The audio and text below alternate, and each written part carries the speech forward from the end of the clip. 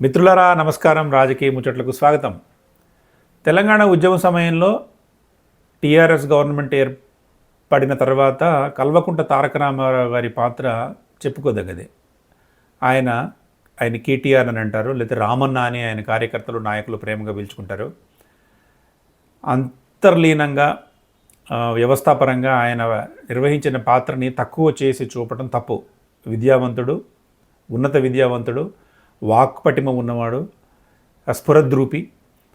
ఆయన నిర్వహించిన పాత్ర మీద మరీ విమర్శలు చేయాల్సిన అవసరం లేదు. సరే, పాలిటిక్స్లో ఉన్నారు కాబట్టి రకరకాల ఆరోపణలు వస్తుంటాయి. ఆయన చాలా అవినీతి ఆరోపణలు, లేకపోతే వేరియస్ ఇష్యూస్ మీద ఆయనని విలన్గా చేయడానికి ప్రయత్నాలు జరుగుతుంటాయి. అదంతా పాలిటిక్స్లో మామూలే. ఎవరు అధికారంలోకి వచ్చినా అది ఉంటుంది. అధికారాంతమందు చూడవలగరా అయ్యగారి ముచ్చట ఎట్లా ఉంటుందో అనేది ఒక సామెత చెప్తుంటారు. అది నిజంగా అందరికన్నా కేటీఆర్ గారికి ఎక్కువ ప్రభావం చూపింది. ఎందుకంటే తండ్రి బయటికి రాడు, ఆ చెల్లేమో బయటికి వెళ్ళి నానా యాగి చేస్తుంది. ఈ రెండింటి మధ్య ఇరుక్కొని అప్పచ్చి అవుతున్న అబ్బాయి కేటీఆర్. ఇది నిజం. అయినా కూడా పార్టీని బలోపేతం చేయడం కోసం తన వంతుగా తన బావ హరీష్ రావు గారి సహకారంతో ఈ మధ్యకాలంలో విపరీతంగా ప్రచారం చేస్తున్నారు. శ్రేణులలో నూతనోత్సాహం ఇవ్వడానికి ఆయన పడుతున్న శ్రమ ప్రశంసనీయం. అయితే ఇదివరకు మీడియాలో టెలివిజన్ ఛానల్స్కి మాత్రమే ఇంటర్వ్యూలు ఇచ్చే కేటీఆర్ గారు మొన్న ఈ మధ్య ఐ డ్రీమ్స్కి ఒక ఇంటర్వ్యూ ఇచ్చారు. ఒక యూట్యూబ్ ఛానల్ లాంటిది, ఒక ప్రముఖమైన ఛానల్ అది. కవిత గారని ఒక జర్నలిస్ట్ ఉన్నారు. చాలా సంవత్సరాల నుంచి 20 సంవత్సరాలకు పైగా టీఆర్ఎస్ బీట్ చూస్తున్నారు. ఆమె అందరికీ సుపరిచితురాలు, ఒక పద్ధతైన జర్నలిస్టు. అంటే మరీ ఢామ్ ఢూమ్ అని అరవటకుండా కూడా పదాలు పొందికగా వాడుతూ మాట్లాడే జర్నలిస్టు. ఆమెకి కేటీఆర్ గారు ఒక ఇంటర్వ్యూ ఇచ్చారు మొన్న. ఆ ఇంటర్వ్యూ చూసిన తర్వాత కేటీఆర్ గారి మీద ఒక పోస్ట్ చేయాలి అని గట్టిగా అనిపించింది నాకు. ఎందుకంటే కేటీఆర్ గారి మీద ఆశలు ఉన్నాయి. ఎప్పటికైనా ఈయన రాష్ట్ర ముఖ్యమంత్రి అవుతారు, తన మేధస్సుతో, తనకున్న కాంటాక్ట్స్తో, యువరక్తంతో ఈ రాష్ట్రానికి మేలు చేస్తారని నేను అనుకుని చాలా కీన్గా ఈ ఇంటర్వ్యూ చూస్తే నాకు కొంత అంటే నిస్సారంగా అనిపించింది. అది ఈయన కమ్యూనికేషన్ నిపుణుల సహకారం తీసుకుంటారా, లేకపోతే అన్నీ మాకు తెలుసు అనే ధోరణితో ఉంటారా వీళ్ళు, నాకు అర్థం కాదు. ఒక ఇంటర్వ్యూకి వెళ్తున్నప్పుడు, అంటే లక్షలాది మంది, కోట్లాది మంది చూసే ఒక ఇంటర్వ్యూకి వెళ్తున్నప్పుడు మనం కొద్దిగా ప్రిపేర్ అయ్యి వెళ్ళాలా అనే ఒకటి బేసిక్ కామన్ ఇష్యూ. మరి అది జరిగిందా, జరగలేదా, లేకపోతే ఇట్లే ఉండాలనుకున్నారా ఏంటో తెలియదు. అంటే ఇది ఆఫ్ బీట్ ఇంటర్వ్యూ లాగా స్టార్ట్ అయింది, కానీ చాలా సీరియస్ ఇష్యూస్ మాట్లాడారు. కానీ వాటన్నిటిలో చాలా చోట్ల ఒక 9 పాయింట్లు ఉన్నాయి నా దగ్గర. ఈ 9 పాయింట్లలో కేటీఆర్ గారు ఇంకొద్దిగా బెటర్గా డీల్ చేస్తే బాగుండేదే అని నాకు బాగా అనిపించింది. అంటే నాకు కేటీఆర్ గారి పట్ల వ్యతిరేకత ఏమీ లేదు, రేవంత్ రెడ్డి గారి పట్ల పెద్ద ప్రేమ ఏమీ లేదు. నిష్పాక్షికమైన జర్నలిస్ట్గా నేను ఇది ఆయనకి, ఆయన క్యాడర్కి ఉపయోగపడుతుందనే యాంగిల్లో ఇది చేస్తున్నాను. కేటీఆర్ గారు దీంట్లో మాట్లాడిన ఒక ఇంపార్టెంట్ ఎలిమెంట్, పర్సెప్షన్ మేనేజ్మెంట్లో మేము విఫలమయ్యాము అని చెప్పారు. సరే, కోట్ల మంది సాధారణ ప్రజలు చూసే వాటిల్లో మనం పెద్ద పెద్ద పదాలు వాడి థాట్ పోలీసింగు, పర్సెప్షన్ మేనేజ్మెంట్ లాంటి పదాలు ఇంటర్వ్యూల్లో వాడితే జనాలకు అర్థం కావడం కష్టం.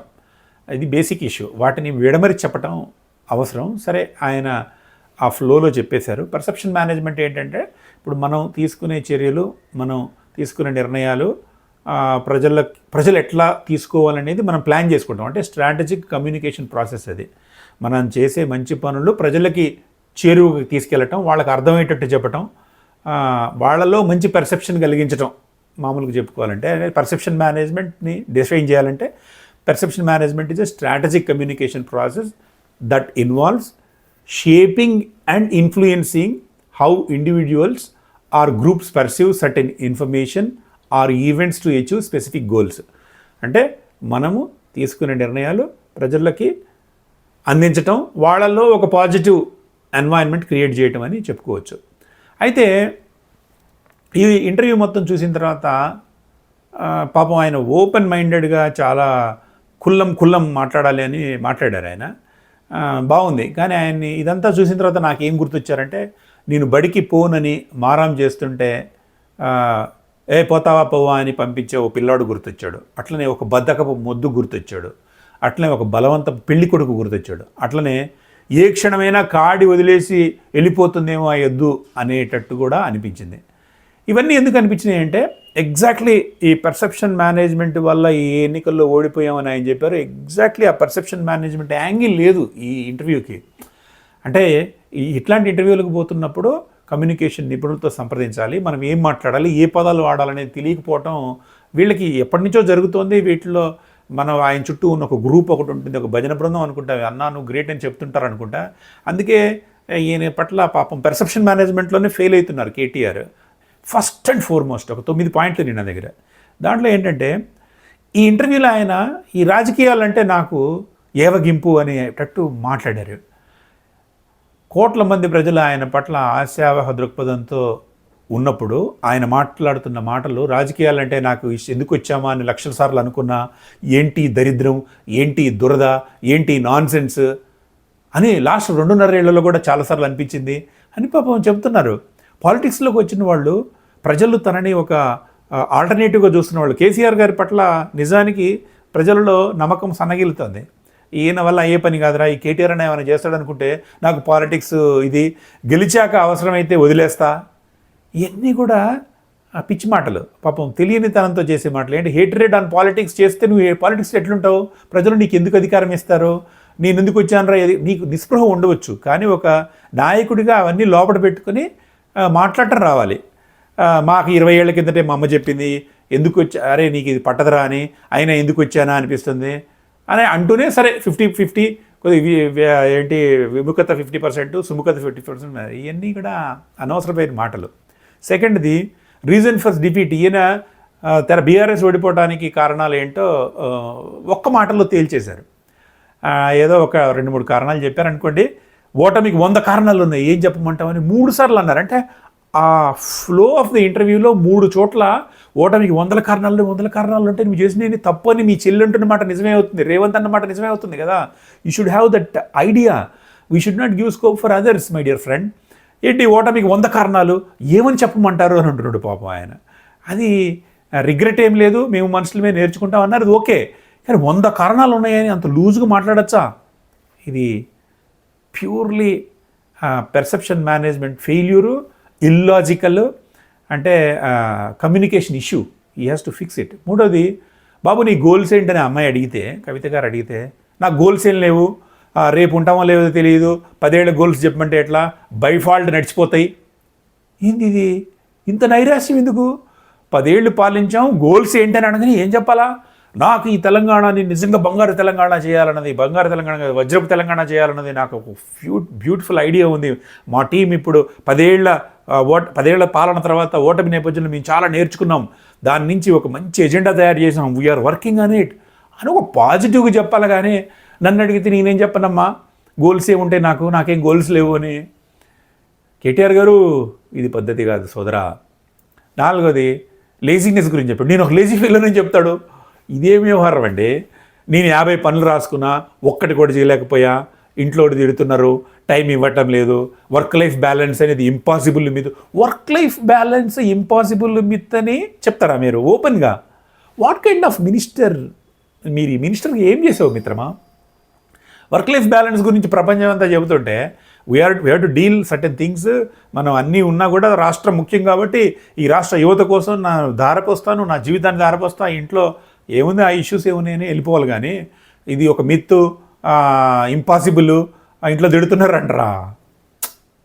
నాకైతే నచ్చలేదండి. 5వది సెల్ఫ్ గోల్స్ ఉన్నాయి. ఈయన అడిగారా ఎవరన్నా? ఆమె అడిగింది నీ మీద వచ్చే విమర్శలను అడిగితే ఈయనంతటి ఈయనే, నేను సిగరెట్ కూడా తాగను, డ్రగ్స్ తింటావు అంటారు, హీరోయిన్స్తో పోతున్నావు అంటారు, సంబంధాలు అంటగడతారు. ఇదంతా ఎందుకు అసలు? అవన్నీ కూడా కట్ చేసి పారేయాలా?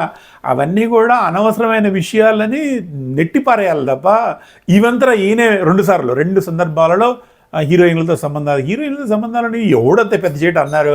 రేవంత్ రెడ్డి ఏదో అంటాడు. రేవంత్ రెడ్డి అంటే అది అయిపోయినట్టేనా?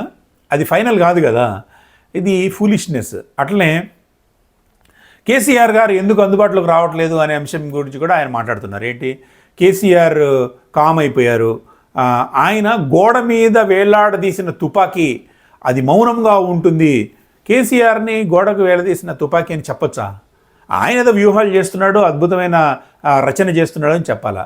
శతగ్ని పేలితే విస్ఫోటనం, ఏనుగే అని అన్నాడు. అట్లా గేరు ఎప్పుడు మార్చాలో ఆయనకు తెలుసు అని అన్నాడు.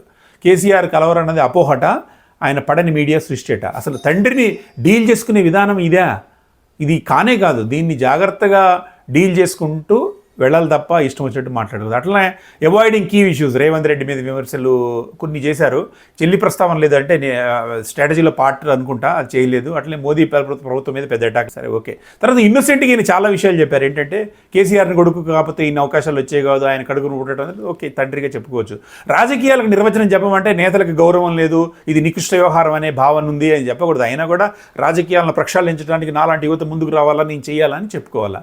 అట్లనే తన పర్సన గురించి చెప్తూ నన్ను అహంకారం అంటారు, నేను అహంకారంతో చేసిన పని ఏంటో చెప్పండి అని అంటారు. ఇది కుక్కను చంపే ముందు పిచ్చి కుక్కని ముద్రేస్తారు, నన్ను క్యారెక్టర్ అసాసినేషన్ చేస్తున్నారని ఆయనంతటా ఆయనే చెప్తున్నారు. ఎట్లా రాజకీయాలు అంటే ఇవన్నీ ఉంటాయని చెప్పుకోవాలి తప్ప ఇట్లా పోకూడదు. ఏంటంటే యాక్చువల్లీ పర్సెప్షన్ మేనేజ్మెంట్లో ఆయన ఫెయిల్ అయ్యారు. ఈ ఇంటర్వ్యూలో కూడా ఫెయిల్ అయ్యారని చెప్పడం నా ఉద్దేశం. అసలు పర్సెప్షన్ మేనేజ్మెంట్ ఏంటంటే, డియర్ మిస్టర్ కేటీఆర్, చెప్పాల్సిన 4-5 పాయింట్లు ఉన్నాయి స్వామి ఇలాంటి వాటిలో. ఒకటి ఏంటంటే, తెలంగాణ కోసం నీ విజన్ ఏంటి, అసలు ఐటీ మంత్రిగా ఈ రాష్ట్రానికి ఏం చేసావు, ఇలాంటివి చెప్పుకోవాలి కదా. విద్యార్థుల ప్రస్తావన లేదు, బలిదానాల మాటే లేదు, బలిదానాల విషయం లేదు, పాజిటివ్ దృక్పథం లేదు, ఎప్పటికీ ఏదైతుందో అనే లేదు, ఆశాభావం లేదు, మధ్య మార్గం కనిపించింది. ఇవి పర్సెప్షన్ మేనేజ్మెంట్ మీద you have to work very hard KTR గారు. చేయటానికి చాలా ఉంది, మీకు మంచి భవిష్యత్తు ఉంది. You need, especially you need a communication specialist as an advisor and a perception manager. You don't know that, but you think that you know that. But I sincerely suggest you to work on it. You are one of the futures of this beautiful Telangana. All the best. Namaskaram.